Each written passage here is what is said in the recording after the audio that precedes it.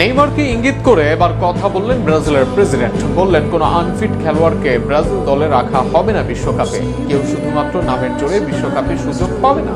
বিশ্বকাপের সুযোগ পেতে হলে হতে হবে পূর্ণ সুস্থ, খেলতে হবে নিয়মিত।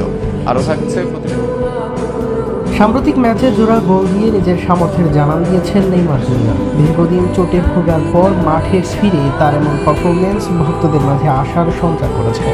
তবে এই পারফরমেন্সের মাঝেই নতুন করে আলোচনা এসেছে বিশ্বকাপ স্কোয়াডে তার জায়গা পাওয়া নিয়ে অনিশ্চয়তা। ব্রাজিল জাতীয় দল সেলেসাওদের ভবিষ্যৎ পরিকল্পনা ও বিশ্বকাপ প্রস্তুতি নিয়ে সাম্প্রতিক কথা বলেছেন দেশটির প্রেসিডেন্ট লুলা ডি সিলভা।